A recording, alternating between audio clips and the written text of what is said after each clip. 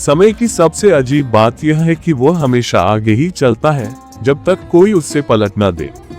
उस दिन भी सब कुछ सामान्य था। 21 वर्षीय आर्य को किताबों से ज्यादा पुरानी चीजों से प्यार था। जर्जर पांडुलिपियां, टूटे मंदिर और ऐसे श्लोक जिनका अर्थ आज के विद्वान भी आधा समझ पाते थे। लोग मजाक में कहते थे, तू इस युग में पैदा होकर गलती कर बैठा है। आर्य हंसकर जवाब देता, गलती नहीं, शायद लेट हो गया हूँ। और फिर थी अन्वेषा, 20 साल की, तेज दिमाग, तेज जुबान और हर बात में तर्क खोजने वाली। वह आर्य के पुराण प्रेम पर हमेशा चुटकी लेती। अगर सच में पुराणों में सब लिखा है, वो मुस्कुरा कर कहती, तो ये भी लिखा होगा कि चाय कब ठंडी होती है ना? आर्य गंभीरता से बोलता, लिखा होगा, तू ढूंढ नहीं पाए। दोनों एक प्राचीन सरस्वती विहीन मठ के खंडहरों में शोध के लिए पहुंचे थे। माना जाता था कि यह स्थान कभी ऐसे ऋषियों का था जो समय को केवल गिनते नहीं थे, उसे समझते थे। दीवारों पर उकेरे श्लोक जिनमें काल, माया और मन्यत जैसे शब्द बार बार आते थे। अन्वेषा ने एक पत्थर पर उंगली फेरते हुए पढ़ा, जो समय को माने वह बंधता है, जो समय को जाने वह मुक्त होता है। वाह, उसने कहा, बहुत गहरा है, लेकिन मतलब वही पहेली। आर्य की आंखें चमक उठी। नहीं, ये पहेली नहीं, ये निर्देश है। मठ के भीतर एक छोटा सा कक्ष था।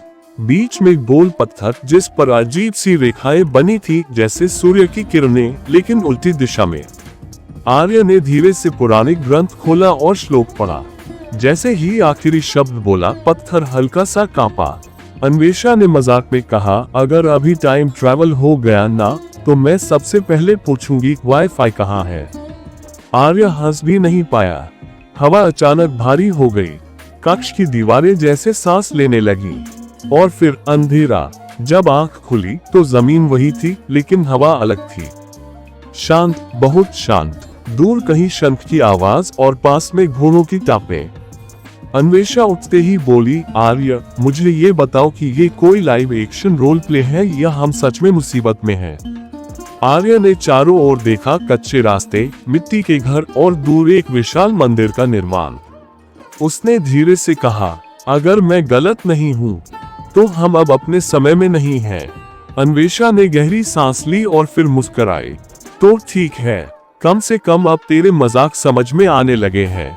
और उसी पल एक वृद्ध साधु उनके सामने प्रकट हुआ, मानो उन्हें आने का पहले से पता हो।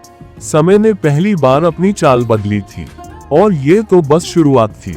वृद्ध साधु की आंखों में अजीब सी चमक थी, ऐसी जैसे वह उन्हें नहीं बल्कि उनके आने के कारण को देख रहा हो। आ गए, साधु ने शांति से कहा। अन्वेषा ने आर्य की ओर देखा, मैंने कहा था ना, यहाँ भी लोगों को पहले से सब पता रहता है। बस अब कोई ये मत बोल देना कि तुम दोनों भविष्य से आए हो। साधु मुस्कुराए। भविष्य, भूत, वर्तमान, ये सब तो शब्द हैं पुत्री। जो समय को एक सीधी रेखा मानते हैं, उन्हीं को ये अलग अलग दिखते हैं। आर्य ने हाथ जोड़ दिए। महात्मा, ये स्थान, ये काल हम समझ नहीं पा रहे। साधु ने जमीन पर एक लकड़ी से वृत्त बनाया। मान लो ये समय है। फिर उसी वृत्त के भीतर कई छोटे वृत्त बना दिए। और ये मन्यत, संभावनाएं, हर निर्णय एक नया वृत्त बनाता है। अन्वेषा ने भौं चढ़ाई। मतलब हमने गलत निर्णय लिया, इसलिए यहाँ आ गए। साधु हंस पड़े। नहीं, तुम सही निर्णय लेकर यहाँ आए हो, इसलिए यहाँ हो। आर्य के मन में 100 सवाल थे, लेकिन पहला वही निकला जो हमेशा निकलता था। तो ये कौन सा वर्ष है? साधु ने बिना सोचे कहा, लगभग 1500 के आसपास। जब ज्ञान लिखा नहीं जाता, जिया जाता है। अन्वेषा ने चारों ओर देखा। और लोग, मोबाइल, ट्रैफिक। फिर खुद ही बोली, छोड़, यहाँ ट्रैफिक सिर्फ बैलों का होगा। साधु उन्हें मंदिर निर्माण स्थल की ओर ले चले। कारीगर पत्थरों पर श्लोक उकेर रहे थे। कोई गणना कर रहा था, कोई ध्यान में बैठा था। कोई जल्दबाजी नहीं, कोई घड़ी नहीं, फिर भी सब कुछ समय पर। आर्य बुदबुदाया, यहाँ समय को फॉलो नहीं किया जाता, यहाँ समय सुनता है। अन्वेषा ने धीरे से कहा, और हमारे यहाँ समय हमें दोहराता है। तभी एक बालक भागता हुआ आया। गुरुदेव, गणना फिर गलत आ रही है। सूर्य की छाया अपेक्षा से पहले खिसक रही है। साधु की दृष्टि सीधे आर्य पर पड़ी, क्योंकि समय में हलचल है। फिर अन्वेषा की ओर देखा, और उसकी वजह तुम दोनों हो। अन्वेषा ने हाथ उठाकर कहा, 1 मिनट, हम अभी अभी आए हैं और अभी से ब्रह्मांड की गलती हमारे ऊपर। आर्य ने आधे मजाक आधे डर में कहा, देखा, मैंने कहा था ना, पुराण सिर्फ कहानी नहीं होते। साधु ने गंभीर स्वर में कहा, तुम्हारा आना किसी दुर्घटना का परिणाम नहीं, तुम्हें यहाँ रुकना होगा। कितने दिन? अन्वेषा ने पूछा। साधु बोले, जब तक समय स्वयं न कह दे अब जाओ। हवा फिर से हल्की सी कांपी। आर्य को पहली बार एहसास हुआ, ये यात्रा केवल अतीत में जाने की नहीं थी, ये समझने की थी कि समय वास्तव में चलता कैसे है, और अभी उन्हें चलना सीखना था। साधु ने उन्हें मंदिर के पीछे बने एक छोटे से आश्रम में ठहराया। मिट्टी की दीवारें, घास की छत और सामने एक नीम का पेड़, ऐसा सन्नाटा कि अपने ही विचारों की आवाज सुनाई दे। अन्वेषा ने चारों ओर देखते हुए कहा, ठीक है, मान लिया हम टाइम ट्रैवल कर आए, लेकिन एक सवाल, यहाँ टॉयलेट सिस्टम कैसे काम करता है? आर्य हंस पड़ा। देखा, समय बदला, सवाल नहीं। उसी समय एक शिष्य उन्हें भोजन देने आया, मिट्टी के पात्र में सादा सा भोजन। अन्वेषा ने पहला कॉल लेते ही कहा, अरे ये तो सरप्राइजिंगली टेस्टी है, बिना पैकेट, बिना लेबल, फिर भी परफेक्ट। फिर आर्य की ओर देखकर बोली, शायद यही स्लो फूड मूवमेंट का ओरिजिन है। रात को साधु फिर आए। उनके हाथ में एक ताम्रपत्र था, उस पर जटिल रेखाएं और श्लोक उकेरे थे। इसे काल सूत्र कहते हैं, उन्होंने कहा। ये समय को बांधता नहीं, केवल संकेत देता है। आर्य की आंखें जैसे चमक उठी। मन्यत, वो बुदबुदाया। साधु ने सिर हिलाया। हाँ, हर मनुष्य एक मन्यत लेकर जन्म लेता है। तुम दोनों अपने समय से यहाँ आए हो, इसलिए तुम्हारी मन्यत एक दूसरे से टकरा रही है। अन्वेषा ने मजाक में कहा, मतलब हम कॉस्मिक ट्रैफिक जम है। साधु मुस्कुराए, कुछ ऐसा ही। अगली सुबह उन्हें मंदिर के मुख्य गर्भगृह में ले जाया गया। वहाँ एक विशाल पत्थर था, जिसके ऊपर सूर्य की किरण पड़ते ही अलग अलग रेखाएं चमक उठती थी। साधु बोले, यहाँ समय को देखा जाता है। जैसे ही आर्य ने पत्थर को छुआ, उसके मन में दृश्य उमड़ पड़े। भविष्य की झलकें, अधूरे निर्णय और ऐसे रास्ते जो कभी चुने ही नहीं गए। वह पीछे हट गया। ये खतरनाक है। अन्वेषा ने उसकी ओर देखा। क्या देखा? आर्य ने धीमी आवाज में कहा, ऐसे भविष्य जहां हम कभी मिले ही नहीं। पहली बार अन्वेषा चुप हो गई, फिर हल्के से बोली, तो इसका मतलब अभी जो है वो भी कोई गारंटी नहीं। साधु ने गंभीर स्वर में कहा, यही ज्ञान है और यही सबसे बड़ा बोझ। तभी मंदिर की घंटियां अपने आप बज उठी। आकाश में बादल बिना बरसे घूमने लगे। साधु की आवाज सख्त हो गई, काल सूत्र सक्रिय हो रहा है। अन्वेषा ने आर्य की ओर देखा और कहा, लगता है टाइम ने हमें नोटिस कर लिया है। और दूर क्षितिज पर एक ऐसी शक्ति जाग रही थी जो समय को केवल समझती नहीं थी, उसे बदलना चाहती थी। घंटियों की गूंज देर तक हवा में तैरती रही, जैसे किसी ने समय के कान के पास धीरे से फूंक मार दी हो। आश्रम के शिष्य घबरा गए। कोई मंत्र बुदबुदाने लगा, कोई आकाश की ओर देखने लगा।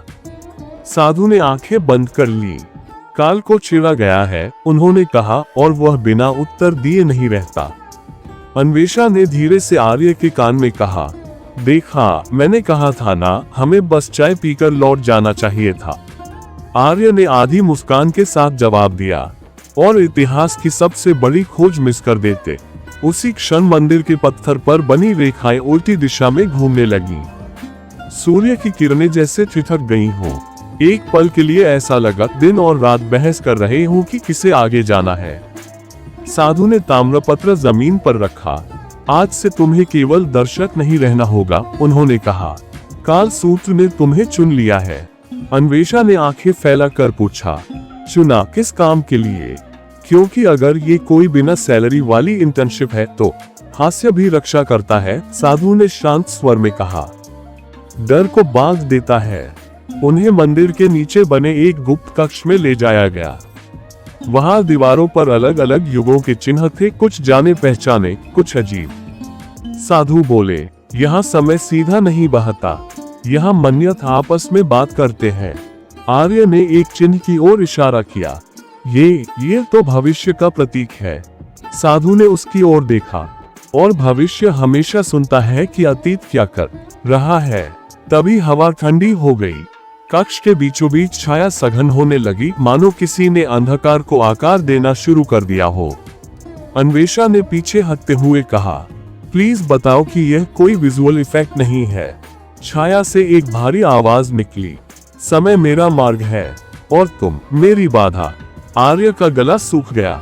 तुम कौन हो? आवाज हंसी, गहरी, धीमी, जैसे सदियों से जमा हुई हो। मैं वह हूँ जो मन्यत को मोड़ता है, जो निर्णयों से खेलता है। साधु ने दृढ़ स्वर में कहा। काल विकर्ता। अन्वेषा ने आंखें घुमाई। ग्रेट, अब हमारे पास टाइम ट्रेवल के साथ एक विलेन भी है। छाया और गहरी हो गई। तुम दोनों अपने समय से आए हो, काल विकर्ता बोला, इसलिए तुम बदल सकते हो और इसी वजह से तुम्हें मिटाया भी जा सकता है। आर्य को पहली बार साफ समझ आया, ये लड़ाई तलवारों की नहीं थी, ये लड़ाई निर्णयों की थी, और अभी पहला निर्णय लेना बाकी था। कक्ष में सन्नाटा ऐसा छा गया कि अन्वेषा को अपनी सांस भी ज्यादा तेज लगने लगी। काल विकर्ता की छाया दीवारों पर रेंग रही थी, जैसे समय खुद जगह बदल रहा हो। साधु ने एक कदम आगे बढ़ाया। निर्णय से पहले उन्होंने शांत स्वर में कहा, ज्ञान आवश्यक है। काल विकर्ता हंसा। ज्ञान, यही तो समस्या है ऋषि। मनुष्य को थोड़ा ज्यादा ज्ञान मिल जाए तो वह स्वयं को देव समझने लगता है। अन्वेषा ने फुसफुसाकर आर्य से कहा, ये देख, हमारे यहाँ कमेंट सेक्शन में भी यही होता है। आर्य हल्का सा हंसा, लेकिन उसकी आंखें छाया पर टिकी थी। तुम मन्यत को मोड़ते कैसे हो? उसने सीधे पूछा। छाया कुछ पल रुकी। मैं निर्णय के पहले खड़ा होता हूँ, आवाज गूंजी, जहाँ संदेह जन्म लेता है। बस वही, एक हल्की सी धक्का। साधु ने ताम्रपत्र उठाया। और यही कारण है कि काल सूत्र तुम्हें रोकना चाहता है। तुम समय को बहने नहीं देते, तुम उसे बहकाते हो। काल विकर्ता की हंसी ठंडी पड़ गई। और तुम दोनों, छाया अन्वेषा और आर्य की ओर मुड़ी, तुम भविष्य के हो। तुम्हारे निर्णयों का भार कई युग उठाते हैं। अन्वेषा ने गहरी सांस ली। तो अगर हम कुछ न करें? काल विकर्ता बोला, न करना भी एक निर्णय है। वह वाक्य जैसे आर्य के भीतर कहीं अटक गया। उसे काल सूत्र पर दिखी हुई झलकें याद आई, अधूरे रास्ते, छूटे हुए पथ। साधु ने धीरे से कहा, तुम्हें मन्यत बांधनी नहीं है, बस उसे सही दिशा दिखानी है। कैसे? आर्य ने पूछा। साधु ने मंदिर के ऊपर से आती सूर्य किरण की ओर इशारा किया। हास्य से, करुणा से और सबसे ज्यादा स्वीकार से। जो समय से लड़ता है हारता है, जो समय को समझता है चलता है। अन्वेषा ने एक पल सोचा, फिर काल विकर्ता की ओर देखकर बोली, तो तुम बेसिकली टाइम की लाइफ कोच बनना चाहते हो, लेकिन टॉक्सिक वर्जन में। छाया तिलमिला गई। पहली बार उसमें अस्थिरता दिखी। आर्य को समझ आ गया। काल विकर्ता भय और संदेह से पलता था, और हास्य उसे काट देता था। आर्य ने आगे बढ़कर कहा, हम तुम्हें मिटाने नहीं आए, और न ही तुम्हारी जगह लेने। तो छाया गुर्राए। तो बस, आर्य ने शांत स्वर में कहा, हम वह निर्णय लेंगे जिससे तुम्हें जगह ही न मिले। कक्ष की रेखाएं फिर से घूमने लगी। काल सूत्र हल्का सा चमका। साधु की आंखों में संतोष था। समय ने तुम्हारा उत्तर सुन लिया है, लेकिन यह अंत नहीं था। यह तो उस रास्ते की शुरुआत थी, जहां हर कदम पर समय सवाल पूछता है, और जवाब चलते हुए देने पड़ते हैं। काल विकर्ता की छाया जैसे पीछे हट गई हो, लेकिन पूरी तरह गई नहीं। वह वही थी, दीवारों की सिलवटों में, हवा की खामोशी में। साधु ने गहरी सांस ली। तुम्हारा उत्तर सही था, उन्होंने कहा, लेकिन समय कभी एक उत्तर से संतुष्ट नहीं होता। अन्वेषा ने भौहें चढ़ाई। मतलब रीटेस्ट? आर्य मुस्कुराया। लगता है। साधु उन्हें कक्ष से बाहर ले आए। रात उतर चुकी थी। आकाश में तारे ऐसे चमक रहे थे जैसे कोई अदृश्य ज्योतिषी लगातार गणना कर रहा हो। अब तुम्हें लोगों के बीच रहना होगा, साधु बोले। ज्ञान अकेले में नहीं परखा जाता। अगले दिन दोनों गांव पहुंचे। बाजार जहां लोग सौदे से ज्यादा बातचीत करते थे। एक वृद्धा हलवाई अपने बेटे को डांट रहा था कि मिठाई में घी कम है और बेटा जवाब दे रहा था कि घी महंगा हो गया है, समय का पहला आर्थिक सिद्धांत। अन्वेषा ने हंसते हुए कहा, देखा, इन्फ्लेशन टाइमलेस है। तभी उन्होंने देखा एक युवक जो बार बार एक ही जगह पर खड़ा था, हर बार आगे बढ़ने की कोशिश करता फिर रुक जाता। आर्य ने ध्यान से देखा, ये मन्यत का फसाव है। साधु ने सिर हिलाया, निर्णय से डर। अन्वेषा उस युवक के पास गई। भाई, ऐसे खड़े क्यों हो? मूर्ति बनना है क्या? युवक घबरा कर बोला, अगर यह रास्ता लिया तो पिता नाराज होंगे, वो रास्ता लिया तो माँ दुखी होंगी, तो मैं यही ठीक हूँ। अन्वेषा ने पलटकर आर्य को देखा, टाइम नहीं, लोग खुद को रोकते हैं। आर्य ने युवक से कहा, अगर तुम नहीं चलोगे तो समय भी तुम्हारे लिए नहीं चलेगा। युवक ने हिम्मत करके एक कदम बढ़ाया। कुछ नहीं हुआ, दुनिया नहीं टूटी, बस समय आगे बढ़ गया। उसी पल आर्य को हल्की सी सिहरन महसूस हुई। दूर कहीं काल विकर्ता की छाया और पतली हो गई। रात को अन्वेषा बोली, तो हमारा काम यही है, लोगों को छोटे छोटे फैसले लेने में मदद करना। आर्य ने आसमान की ओर देखते हुए कहा, शायद यही बड़े बदलाव की शुरुआत होती है। हवा फिर से बदली, साधु की आवाज गूंजी, काल विकर्ता कमजोर हो रहा है, लेकिन अब वह सीधे तुम पर वार करेगा। अन्वेषा ने हल्की मुस्कान के साथ कहा, तो ठीक है, अब मजा आएगा। समय आगे बढ़ रहा था और इस बार वो उन्हें देख रहा था। उस रात अन्वेषा को नींद नहीं आई। वो छत की ओर देखती रही, जहां तारों के बीच अजीब सी अनियमितता थी, जैसे किसी ने आकाश की घड़ी से छेड़छाड़ कर दी हो। आर्य, उसने धीमे से कहा, क्या तुम्हें नहीं लगता समय हमें परख रहा है? आर्य आंखें बंद किए बोला, नहीं, समय हमें समझ रहा है। अचानक हवा तेज हो गई। दीपक की लौ कांपी, फिर स्थिर हो गई, लेकिन उसकी दिशा बदल चुकी थी। ये साधारण हवा नहीं थी। एक स्वर गूंजा, इस बार फुसफुसाहट में, तुम मुझे कमजोर समझ रहे हो। काल विकर्ता। अन्वेषा उठ बैठी। ओह नो, ये वाला तो पर्सनल हो गया।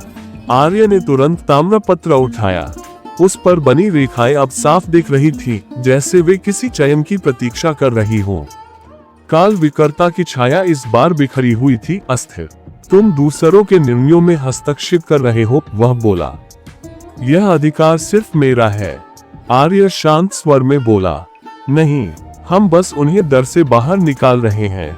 छाया सघन हुई, तो अपने डर का सामना करो। अचानक अन्वेषा ने खुद को अकेले पाया। वह उसी मठ में थी, लेकिन सब कुछ उजड़ा हुआ। दीवारें टूटी थीं, श्लोक मिट चुके थे और लोग उससे पहचानते तक नहीं थे। एक आवाज आई, ये वह भविष्य है जहां तुमने निर्णय लेना छोड़ दिया। अन्वेषा का दिल तेज धड़कने लगा। नहीं, मैं तो। दृश्य बदल गया। अब आर्य अकेला था, अपने समय में, किताबों के बीच। अन्वेषा कहीं नहीं, एक साधारण सी जिंदगी, सुरक्षित लेकिन खाली। काल विकर्ता की आवाज आई, निर्णय का मूल्य देखो, चलना हमेशा सही नहीं होता। आर्य ने आंखें बंद कर ली। उसे साधु के शब्द याद आए, हास्य भी रक्षा करता है। उसने मुस्कुराकर कहा, अजीब बात है, तुम हर भविष्य दिखा रहे हो, लेकिन एक भी ऐसा नहीं जहां हम डर के बावजूद चलते हैं। छाया थरथरा गई। अन्वेषा की आवाज गूंजी, और एक भी ऐसा नहीं जहां हम साथ नहीं हंसते। दोनों फिर उसी कक्ष में थे।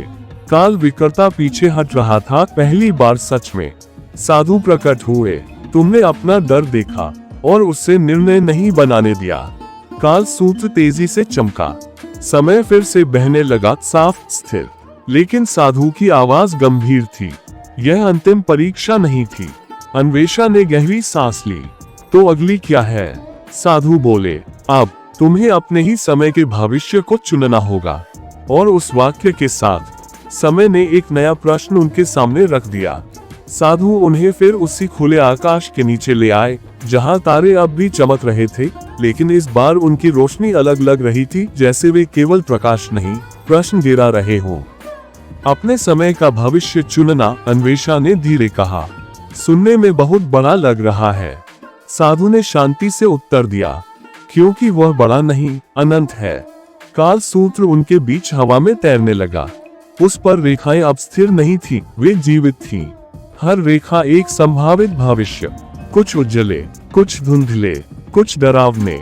आर्य ने आगे बढ़कर कहा, अगर हमने गलत भविष्य चुन लिया तो?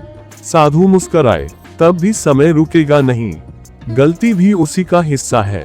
अन्वेषा ने हल्के व्यंग्य में कहा, मतलब परफेक्ट होना जरूरी नहीं। कभी नहीं था, साधु बोले। काल विकर्ता की क्षीण सी छाया अब भी मौजूद थी, लेकिन उसकी आवाज थकी हुई थी।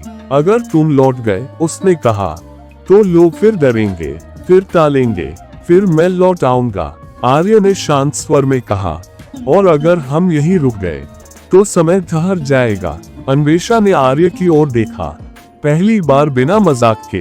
तो समाधान क्या है? आर्य ने काल सूत्र की ओर हाथ बढ़ाया, लेकिन उसे छुआ नहीं। हम कोई भविष्य चुनेंगे नहीं। सब चौंक गए। हम सिर्फ एक चीज चुनेंगे, उसने आगे कहा, कि हम जहां भी रहें, लोगों को डर से बाहर आने की हिम्मत देंगे। अन्वेषा मुस्कुराई, मतलब वापस अपने समय में जाकर भी यही करना है? हाँ, आर्य ने कहा, क्योंकि समय बदलने के लिए मशीन नहीं चाहिए, निर्णय चाहिए। काल विकर्ता की छाया कांपने लगी। धीरे धीरे वह हवा में घुल गई, जैसे कभी थी ही नहीं। साधु ने आंखें बंद कर ली। समय ने अपना उत्तर पा लिया है। तेज प्रकाश फैला, वही परिचित अंधेरा, और फिर आर्य और अन्वेषा फिर उसी खंडहर में खड़े थे जहां से सब शुरू हुआ था। चारों ओर सन्नाटा, मोबाइल में नेटवर्क, दुनिया सामान्य। अन्वेषा ने सबसे पहले कहा, तो वाईफाई मिल गया। आर्य हंस पड़ा, लेकिन इस बार हंसी अलग थी, हल्की, समझदार। वे जानते थे, उन्होंने कोई चमत्कार नहीं किया, कोई इतिहास नहीं बदला। उन्होंने बस ये समझ लिया था कि समय के पर्दे के पीछे कोई जादू नहीं, बस निर्णय होते हैं, और हर निर्णय एक छोटा सा टाइम ट्रेवल होता है। क्योंकि समय चलता नहीं है, हम चलाते हैं।